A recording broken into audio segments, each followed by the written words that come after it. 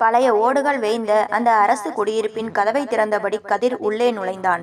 பின்னாடியே தயக்கத்துடன் மௌனமாக வந்தாள் நிலா. இந்த காலாண்டிற்கு இந்த வீடுதான் ஒதுக்கப்பட்டிருக்கு நிலா. கொஞ்சம் சின்னதுதான், ஆனா நமக்கானது. இதோ இது சமையலறை, இது குளியலறை, அப்புறம் அங்க பாரு ஒரு சின்ன மொட்டை மாடி கூட இருக்கு. இப்போதைக்கு இங்கதான் தங்கணும் என்றான் கதிர் உற்சாகமாக. நிலா எதையும் கவனிக்காதவள் போல வெறித்து பார்த்து கொண்டிருந்தாள்.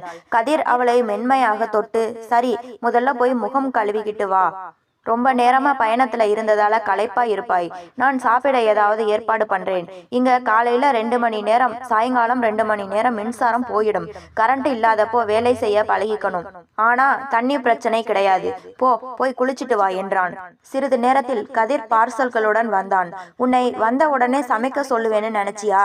இதோ பக்கத்து ஹோட்டல்ல 2 நிமிஷத்துல வாங்கிட்டு வந்துட்டேன். எனக்கு செம பசி. உனக்கும் அப்படித்தானே இருக்கும்? அவள் பதிலே பேசாமல் அமர்ந்திருக்க கதிர் அவள் அருகே அமர்ந்து அவள் கையை பற்றினான். உன்னை கல்யாணம் பண்ணிக்கிட்டதுல எனக்கு ரொம்ப சந்தோஷம் நிலா. நீ எவ்வளவு அழகா இருக்க தெரியுமா? ஆனா ஏன் இப்படி இருக்க? எதுவுமே பேச மாட்டியா? நிலா பதில் சொல்லாமல் எழுந்து வெளியே சென்று அமர்ந்தாள். கதிர் அவளை தொடர்ந்தான். நிலா, இங்க பாரு, உள்ள புழுக்கமா இருக்குன்னு இங்கே வந்து உட்கார்ந்துட்டியா? அங்கே அப்படி என்னதான் பாக்குற? இரவு வெகு நேரமாகியும் நிலா தூங்காமல் வானத்தை பார்த்து கொண்டிருந்தாள். எனக்கு தூக்கம் வரல என்றாள் நிலா. அவள் குரல் மிக மெல்லியதாக இருந்தது. கதிர் ஆச்சரியப்பட்டான். அப்பாடா, நீ ஊமைன்னு நினைச்சேன். ஒரு வழியா வாயை திறந்து பேசிட்டியே. என்ன இப்போ ரொம்ப எமோஷனலா இருக்கியா? உங்க அப்பாவையும் அம்மாவையும் நினைச்சு வருத்தமா இருக்கா? நிலா சட்டென்று அவன் கண்களை நேராக பார்த்து கேட்டாள். நான் எப்படி இங்கே வந்தேன்? கதிர் சிரித்தான். என்ன கேள்வி இது? உங்க வீட்டுல இருந்து பஸ் ஏறித்தானே இங்க வந்தோம். இல்லை, இது நடக்க வாய்ப்பே இல்லை. நமக்கும் கல்யாணம் நடந்திருக்க வாய்ப்பே இல்லை என்றாள் நிலா நடுக்கத்துடன். கதிரின் முகம் மாறியது. நடக்கிறது எல்லாம் நடந்து முடிஞ்சிருச்சு நிலா. உன் விருப்பப்படிதானே இந்த கல்யாணம் நடந்தது. இவ்வளவு நேரம் பேசாம இருந்துட்டு இப்போ பேச ஆரம்பிச்ச உடனே என்னை பயமுடுத்திரியே. உனக்கு என்ன ஞாபக மறதி ஏதும் இருக்கா? அவன் எரிச்சலுடன் எழுந்தான். சரி, நீ இங்கே உட்காரு. எனக்கு தூக்கம் வருது. உனக்கு எப்போ தோணுதோ அப்போ உள்ளவா. மறுநாள் மாலை. நிலா இன்னும் அதே சோகத்தில் இருந்தாள். கதிர் வீட்டிற்குள் நுழையும் போது மின்சாரம் இல்லை. என்ன நிலா, காலையில இருந்து சாயங்காலம் வரைக்கும் இப்படியேதான் இருக்கியா? உன்னை நீயே எப்படி வச்சிருக்க பாரு. எனக்கு ஒரு கிளாஸ் தண்ணி எடுத்துட்டு வரியா? மின்சாரம் வராததால் கதிர் ஃபியூஸ் கட்டையை சோதித்தான். ஃபியூஸ் போயிடுச்சு நிலா. சமைக்க ஏதாவது இருக்கா? அவள் பதில் சொல்லவில்லை. சரி விடு, நேற்று வாங்கிட்டு வந்ததே தீர்ந்து போச்சு. கடை தெருவுக்கு போய் காய்கறி வாங்கிட்டு வரலாம். நீயும் வரியா? சந்தையில் கதிர் விலையை விசாரித்து கொண்டிருந்தான். எனது 1 கிலோ 10 ரூபாயா? ரொம்ப விலை அதிகமா இருக்கே. நிலா, இதோ இந்த கூடையில பச்சை காய்கறிகளா பார்த்து எடு.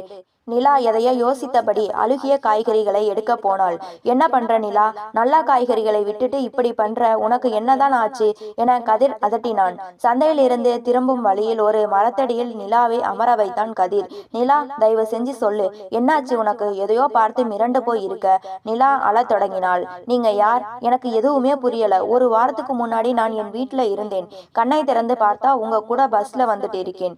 எல்லாமே தலைகீழா இருக்கு. அவன் கையில் இருந்த டைரியை பார்த்தாள். அதில் ஒரு வரி எழுதப்பட்டிருந்தது. கற்பனையை விட உண்மை மிகவும் விசித்திரமானது. ஏன் இப்படி எழுதியிருக்கீங்க? எனக்கு என்ன சொல்ல வரீங்க என கதறினாள். கதிர் அவளை அமைதியாக பார்த்தான்.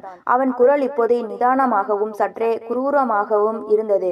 மனுஷங்க ரொம்ப விசித்திரமானவங்க நிலா. நமக்கு ஒரு விஷயம் சரியா நடக்கும்போது அதை நாம மதிக்கிறதே இல்லை. ஆனா அது கைவிட்டு போனதுக்கு அப்புறம்தான் அதோட அருமை புரியும். அவன் சொல்லி முடிக்கும் முன் நிலாவின் கண்களில் தெரிந்த அந்த மிரட்சி இன்னும் ஏதோ பெரிய ரகசியம் புதைந்து கிடப்பதை காட்டியது. கதிர் நிலாவை பார்த்து ஒரு புன்னகையை சிந்தினான். அது அன்பானதா அல்லது ஏளனமானதா என்று அவளுக்கு புரியவில்லை. நிலா, ஏதோ தப்பு நடக்கும்போது அது ஏன் நடக்குது, எதற்காக நடக்குதுன்னு நாம யோசிக்கிறதே இல்லை. உண்மை என்பது கற்பனையை விட விசித்திரமானது. உதாரணத்துக்கு காதலையோ கல்யாணத்தையோ எடுத்துக்கோ. நாம கற்பனை பண்ற மாதிரி எதுவுமே நிஜத்துல இருக்காது என்றான் அவன் நிதானமாக. நிலா ஆவேசமாக அவன் கையை பிடித்து இழுத்தாள். எனக்கு கல்யாணம் ஆகிடுச்சு சமீர். அவர் ஒரு பெரிய பாலிவுட் ஸ்டார். அவர் இப்போ என்னை தேடிட்டு இருப்பார். இதோ பாரு, இதுதான் சமீர் என்று தன் கையில் இருந்த ஒரு பழைய புகைப்படத்தை காட்டினாள். நாங்க கல்யாணம் பண்ணிக்கிட்டோம். நான் அவரோட மனைவி. தயவு செஞ்சு என்னை அவர்கிட்ட விட்டுடுங்க. கதிர் அவளை பரிதாபமாக பார்த்தான். நிலா, உனக்கு முழுசா பைத்தியம் பிடிச்சிருச்சு. நீ எதை பார்க்கிறாயோ அது உண்மை இல்லை. நீ எதை வாழ்ந்துட்டு இருக்கியோ அதுதான் நிஜம். இல்லை, இது நிஜமில்லை. நிலா அலறினாள். நான் எப்படி இங்கே வந்தேன், ஏன் வந்தேன்னு எனக்கு தெரியாது. ஆனா நான் இங்கே இருக்கக்கூடாதவள். சமீர் என்னை தேடுவார். என்னை அவர்கிட்ட கூட்டிட்டு போயிடு. கதிர். கதிரின் கண்கள் கலங்கின. அப்போ என் அன்பு, உன்னை காதலிச்ச என்னோட நிலைமை என்ன நிலா? என்ன காதலி? இந்த குப்பை மேட்ல என்னால இருக்க முடியாது. கரண்ட் கூட இல்ல. நான் செத்துடுவேன் இங்கே. இந்த அமைதி என்னை கொல்லுது. எனக்கு அந்த பழைய ஆரவாரம் வேணும். என்னை தனியா விடு என நிலா கதறினாள். கதிர் பெருமூச்சு விட்டான். நிலா, அந்த சத்தம் உன் மனசுக்குள்ள இருக்கு, நிஜத்துல இல்லை. அன்றிரவு வானம் மிக தெளிவாக இருந்தது. மொட்டை மாடியில் நிலா அழுது ஓய்ந்து அமர்ந்திருந்தாள். கதிர் அவள் அருகில் வந்து அமர்ந்தான். சரி, இன்னைக்கு ஒரு இரவு மட்டும் இங்கே இரு. நாளைக்கு ஒரு வழி பண்றேன். நிலா, இந்த வானத்தை பாரு. ஒரு விசித்திரமான நிம்மதியும் அதே சமயம் ஒரு பதற்றமும் இதுல இருக்கு இல்ல? இந்த நட்சத்திரங்கள் சிலது பிரகாசமா இருக்கு, சிலது மங்கி போயிருக்கு. ஆனா நீ இப்போ பார்க்கிற எதுவுமே இப்போ நடக்கல, தெரியுமா? நிலா புரியாமல் அவனை பார்த்தாள். இந்த நட்சத்திரங்கள் பூமியில் இருந்து பல லட்சம் ஒளி ஆண்டுகள் தள்ளி இருக்கு. அங்கிருந்து வர ஒளி நம்ம கண்ணை அடையிறப்போ அந்த நட்சத்திரம் பல காலத்துக்கு முன்னாடி எப்படி இருந்ததோ அதைத்தான் நாம பார்க்கிறோம். ஒருவேளை அந்த நட்சத்திரத்துல இருந்து யாராவது நம்ம பூமியை பார்த்தா நாம இப்போ இருக்கிறது தெரியாது. 10 லட்சம் வருஷத்துக்கு முன்னாடி பூமி எப்படி இருந்ததோ அதைத்தான் அவங்க பார்ப்பாங்க. எல்லாமே ஒரு கனவு மாதிரி இல்ல? நிலா மெல்ல தலை நிமிர்ந்தாள். ஆமா, எல்லாமே கனவு மாதிரி தான் இருக்கு. நான் எப்போ என் இடத்துக்கு திரும்புவேன்? இன்னைக்கு நைட்டே நீ எப்படி வந்தியோ அப்படியே போயிடுவாய். நான் எப்படி வந்தேன்? கதிர் ரேடியோவை ஆன் செய்தான். ஒரு பழைய பாடல் மெல்ல ஒலிக்க தொடங்கியது. கொஞ்ச நேரம் தூங்கு நிலா, தூங்கி எழுந்தா எல்லாம் சரியாகிடும். மறுநாள் காலை நிலா கண் விழித்த போது கதிர் ஒரு பையுடன் தயாராக இருந்தான். நிலா, நான் ஒரு முடிவு எடுத்துட்டேன். உன்னை இனிமே கஷ்டப்படுத்த எனக்கு விருப்பம் இல்லை. நான் உன் கூட சந்தோஷமா இல்லைன்னு நீ 10 தடவை சொல்லிட்டாய். வேற ஒருத்தரோட வாழ்க்கையை வாழ்ந்துகிட்டு மற்றவங்க என்ன பண்றாங்கன்னு ஏக்கத்தோட பார்த்து இருக்க என்னால முடியாது. நான் ஒரு சாதாரண இயற்பியல் ஆசிரியர், அவ்வளவுதான். நிலா அதிர்ச்சியில் அவனை பார்த்தாள். கதிர், இரு. இல்லை நிலா, இன்னைக்கு நீ தெளிவா இருக்கிற மாதிரி தெரியும். ஆனா 2 நாள் போனா மறுபடியும் மற்றவங்களோட ஆடம்பர வாழ்க்கை, அவங்க டூர் போறது, அவங்க வாங்குற கார்னு எல்லாத்தையும் பார்த்துட்டு உன் மனசு ஏங்கும். எனக்கு அதெல்லாம் வராது. அந்த பாலிவுட் நடிகன் உன் கனவுல இருக்கலாம். ஆனா உன் நிஜம் இதுதான். கனவுல இருந்து வெளியே வா நிலா. சில சமயம் கற்பனையை விட உண்மை ரொம்ப விசித்திரமானது. நிலா அவனை தடுக்க முயன்றாள். கதிர், நீ இதையெல்லாம் என்கிட்ட முன்னாடியே சொல்லி இருக்கியா? கதிர் சிரித்தான். நிறைய தடவை பேசிட்டோம் நிலா. சரி, கடைசியா ஒண்ணு. ஒரு பேப்பர்ல பி அப்படிங்கிற எழுத்தை மட்டும் எழுதி காட்டு. ஏன் என நிலா குழப்பத்துடன் கேட்டாள். கதிர் அவளை ஊடுருவி பார்த்தான். அவள் எழுதும் அந்த ஒரு எழுத்தில் தான் அவளுடைய நினைவுகள் மீண்டிருக்கிறதா, அல்லது அவள் இன்னும் அந்த மாய உலகிலேயே இருக்கிறாளா என்பது அவனுக்கு தெரிய போகிறது. கதிரின் கையில் இருந்த ஒரு காகிதத்தையும் பேனாவையும் நிலா நடுக்கத்துடன் வாங்கினாள். ஏன் அவன் பி என்ற எழுத்தை எழுத சொல்கிறான் என்று அவளுக்கு புரியவில்லை. எழுது நிலா, உன் மனசுல என்ன இருக்கோ அதை அப்படியே அந்த எழுத்துல கொண்டு வா என்றான் கதிர். நிலா மெதுவாக காகிதத்தில் பி என்று எழுதினாள். அவள் எழுதி முடித்ததும் கதிர் அந்த காகிதத்தை வாங்கி பார்த்தான். அவன் முகத்தில் ஒரு மெல்லிய ஏமாற்றமும் அதே சமயம் ஒரு தெளிவும் பிறந்தது. என்னாச்சு என நிலா வினவினாள். நிலா நடுங்கும் கைகளுடன் காகிதத்தில் பி என்று எழுதினாள். அவள் எழுதிய விதம் சாதாரணமாக இல்லை. அது ஒரு சித்திரத்தை போல வளைந்து நெளிந்து ஒரு குறிப்பிட்ட முத்திரையை போல இருந்தது. கதிர் அதை பார்த்ததும் ஒரு பெருமூச்சு விட்டான். நிலா, நீ எழுதின இந்த பி சாதாரண எழுத்து இல்லை. இது ஒரு புகழ்பெற்ற மனநல மருத்துவமனையோட குறியீடு. நீ சமீர்னு சொல்றது அந்த மருத்துவமனையோட தலைமை மருத்துவரை. உனக்கு அங்கேதான் சிகிச்சை நடந்துட்டு இருந்தது. நிலா அதிர்ச்சியில் உறைந்து போனாள். என்ன சொல்றீங்க? அப்போ சமீர் என் கணவர் இல்லையா? இல்லை நிலா, சமீர் உனக்கு சிகிச்சை கொடுத்த டாக்டர். நீ ஒரு தீவிரமான உண்மைக்கு மாறான கற்பனை உலகத்தில் வாழ்ந்துட்டு இருந்தாய். உன்னை அந்த நரகத்துல இருந்து வெளியே கொண்டு வரத்தான் நான் உன்னை கூட்டிட்டு வந்தேன். ஏன்னா நான் அங்கே ஒரு சாதாரண வார்டு பாயா வேலை பார்த்தவன். உன் மேல இருந்த காதலால் உன்னை அந்த மருந்துகளோட பிடியில இருந்து காப்பாத்த நினைச்சேன். நிலா மெல்ல தன் தலையை தடவி பார்த்தாள். அங்கே ஒரு தழும்பு இருந்தது. அப்போ அந்த பாலிவுட் வாழ்க்கை, சமீர் என்னை தேடுவாங்கன்னு நான் சொன்னது எல்லாமே மருந்துகள் கொடுத்த மாயை நிலா. அந்த நட்சத்திரங்களை பத்தி நான் சொன்னது சும்மா இல்லை. நீ இப்போ பார்க்கிற சமீர் பல வருஷத்துக்கு முன்னாடி உன் மனசுல பதிஞ்ச ஒரு பிம்பம். ஆனா நிஜத்துல அவர் இப்போ இல்லை. ஒரு விபத்துல அவர் இறந்து 3 வருஷம் ஆகுது.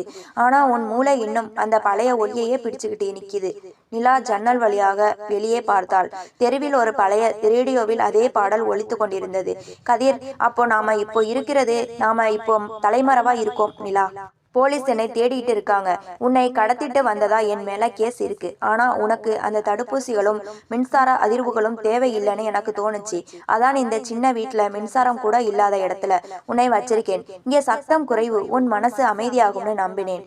தூரத்தில் ஒரு போலீஸ் சைரன் சத்தம் கேட்டது. நிலா மிரட்சியுடன் கதிரை பார்த்தாள்.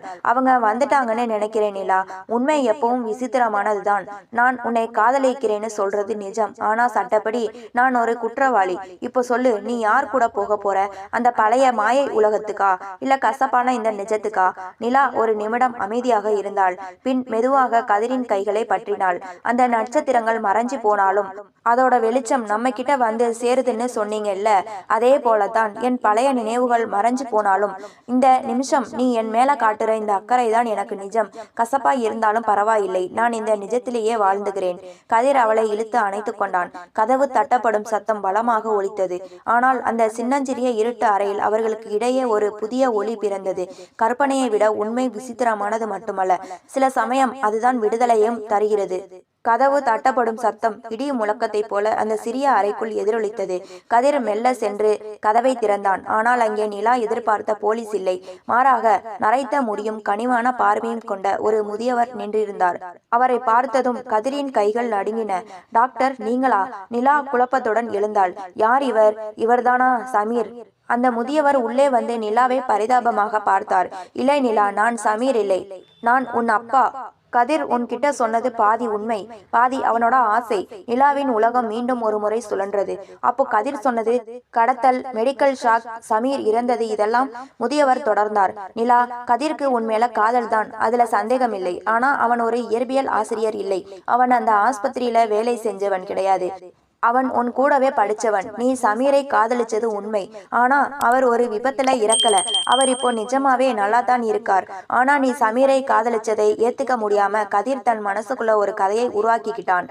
கதிர் தரையில் அமர்ந்து தலையை கோதிக்கொண்டான். இல்லை, நான் அவளை காப்பாத்த நினைச்சேன். அந்த பெரிய உலகம் அவளை காயப்படுத்தும்னு பயந்தேன். டாக்டர் நிலாவின் கையை பற்றினார். நிலா, உண்மை என்னன்னா கதிருக்கும் அதே கற்பனை உலகத்தில் வாழும் பாதிப்பு இருக்கு. அதனாலதான் அவன் உன்னை கூட்டிட்டு வந்து இந்த சின்ன வீட்டுல வச்சு அவனுக்கு தெரிஞ்ச இயற்பியல் தத்துவங்களை சொல்லி உன்னையும் அவன் உலகத்துக்கே கொண்டு போக முயற்சி பண்ணியிருக்கான். அவன் உனக்கு கொடுத்த மருந்து எல்லாமே வெறும் சர்க்கரை மாத்திரைகள் தான். நிலா கதிரை பார்த்தாள். அவன் கண்களில் தெரிந்தது ஏமாற்று வேலை இல்லை, ஒரு உண்மையான ஆனால் சிதைந்து போன காதல். அவன் தன்னை ஒரு ஹீரோவாகவும் அவளை தான் காப்பாற்றும் நாயகியாகவும் நினைத்து அந்த நாடகத்தை வாழ்ந்திருக்கிறான். கதிர் என நிலா மெல்ல அழைத்தாள். கதிர் அழுது கொண்டே சொன்னான். நிலா, அந்த நட்சத்திரங்கள் மறைஞ்சு போயிருக்கலாம். ஆனா அந்த ஒளியை நம்பித்தானே நாம இவ்வளவு தூரம் வந்தோம். அந்த பெரிய உலகத்துல நான் வெறும் பூஜ்ஜியம். ஆனா இந்த 2 அறைக்குள்ள நான் உன்னோட சமீர், நான் உன்னோட கதிர், நான் உன்னோட உலகம். நிலா ஜன்னல் வழியாக வானத்தை பார்த்தாள். விடியல் வந்து விட்டது. நிஜம் ரொம்ப வலிக்குதுப்பா. கற்பனை தான் ரொம்ப அழகா இருக்கு. ஆனா எத்தனை நாளைக்கு ஒளியை தேடி ஓடுறது? ஒளியை தர நட்சத்திரமே இல்லாம போறப்போ அந்த ஒளிக்கு என்ன மதிப்பு? நிலா கதிரின் அருகே சென்று அவன் தோளில் கை வைத்தாள். கதிர், நாம 2 பேருமே சிகிச்சை எடுத்துக்கணும். நீ என் மேல வச்சிருக்கிறது காதல் தான். ஆனா அது ஒரு சிறை. நாம அந்த சிறையில இருந்து வெளியே வரணும். வீட்டை விட்டு வெளியே வரும்போது அந்த பழைய ரேடியோவில் பாடல் தேய்ந்து போயிருந்தது. நிலா திரும்பி அந்த சிறிய வீட்டை பார்த்தாள். அங்கே கலற்றப்பட்ட மின்சார பியூஸ் கட்டை தரையில் கிடந்தது. உண்மை என்பது சில சமயம் கற்பனையை விட விசித்திரமானது மட்டுமல்ல, அது ஒரு கசப்பான மருந்தை போன்றது. அதை முழுங்கினால் மட்டுமே உயிர் பிழைக்க முடியும். கதிரும் நிலாவும் வெவ்வேறு வாகனங்களில் அழைத்து செல்லப்பட்டனர். ஆனால் கிளம்பும் முன் கதிர் காகிதத்தில் எழுதிய அந்த பி என்ற வார்த்தை நிலாவிடம் கொடுத்தான். அதை பிரித்து பார்த்தாள் நிலா. அதன் கீழே கதிர் சிறிய எழுத்துக்களில் எழுதியிருந்தான். நிஜத்தை நம்பு, ஆனால் அந்த மாயத்தை மட்டும் மறந்து விடாதே. அந்த காகிதத்தை நிலா தன் இதயத்தோடு அணைத்து கொண்டாள். 3 வருடங்களுக்கு பிறகு ஒரு அமைதியான மலை பிரதேசத்தில் இருக்கும் அந்த மறுவாழ்வு மையத்தின் தோட்டத்தில் நிலா அமர்ந்திருந்தாள். இப்போது அவள் கண்கள் பழைய மிரட்சியை கொண்டிருக்கவில்லை. அதில் ஒரு தெளிவான அமைதி இருந்தது.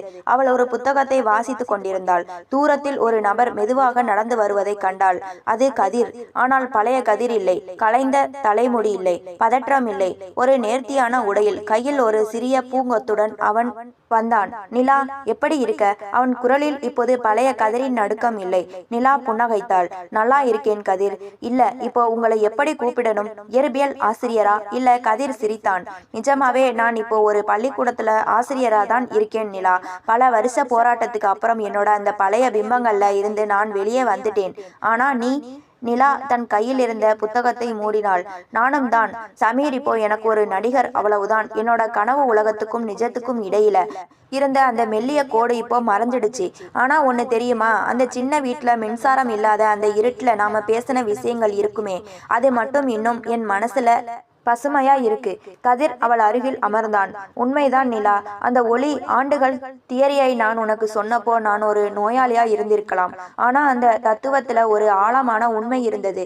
நாம இன்னைக்கு பார்க்கிற பல விஷயங்கள் கடந்த காலத்தோட நிழல்கள் தான். நாம அந்த நிழல்களை துரத்தக்கூடாதுங்கிறதை இப்போ புரிஞ்சுக்கிட்டேன். கதிர் தன் பையிலிருந்து ஒரு சிறிய காகிதத்தை எடுத்து நிலாவிடம் நீட்டினான். அன்னைக்கு ஒரு பி எழுத சொன்னேன், ஞாபகம் இருக்கா? இன்னைக்கு மறுபடியும் அதே எழுத்தை எனக்காக எழுத முடியுமா? நிலா பேனாவை வாங்கி காகிதத்தில் பி என்று எழுதினாள். இம்முறை அது எந்த மருத்துவமனையின் குறியீடும் இல்லை, எந்த நடிகரின் கையெழுத்து பாணியும் இல்லை. அது மிக தெளிவான நேர்த்தியான ஒரு எழுத்து. கதிர் அதை பார்த்துவிட்டு சொன்னான், பி ஃபார் பிகினிங். நம்ம 2 பேரோட புது வாழ்க்கையோட ஆரம்பம். நிலா பழையபடி அந்த இருட்டு அறைக்கோ இல்ல அந்த பொய் உலகத்துக்கோ உன்னை கூப்பிடல. ஆனா இந்த நிஜ உலகத்துல ஒரு சாதாரண மனுஷனா உன் கூட பயணிக்க எனக்கு ஒரு வாய்ப்பு தருவியா? இப்போ நம்ம கிட்ட 24 மணி நேரமும் மின்சாரம் இருக்கும். ஆனா நாம அந்த நிலா வெளிச்சத்துல பேசின அதே ஆழமான பேச்சுக்கள் குறையாது. நிலா அவனை உற்று பார்த்தாள். உண்மை என்பது கற்பனையை விட விசித்திரமானது மட்டுமல்ல, அது ஒருவரை ஒருவர் சரியாக புரிந்து கொள்ளும் போது மிக அழகானதும் கூட. நிச்சயமா கதிர். ஆனா ஒரு நிபந்தனை. இனிமே நம்ம வாழ்க்கையில ரகசியங்கள் இருக்கக்கூடாது. நட்சத்திரங்கள் எத்தனை ஒளி ஆண்டு தள்ளி இருந்தாலும் அதோட வெளிச்சம் எப்படி உண்மையோ அதே போல நம்ம அன்பும் உண்மையா இருக்கணும். இருவரும் அந்த தோட்டத்தில் நடந்து சென்றனர். மேலே சூரியன் பிரகாசித்துக் கொண்டிருந்தது. அது கடந்த காலத்து நட்சத்திரம் இல்லை. அது அவர்களுக்கு புதிய பாதையை காட்டும் இன்றைய பகலவன். கற்பனையை விட உண்மை விசித்திரமானது. ஆனால் காதலை விட மேஜிக் வேறொன்றும் இல்லை. இது போன்ற கதைகளை தொடர்ச்சியாக கேட்க லைக் பண்ணுங்க, ஷேர் பண்ணுங்க, கமெண்ட் பண்ணுங்க. மறந்து விடாமல் சப்ஸ்கிரைப் பண்ணுங்க.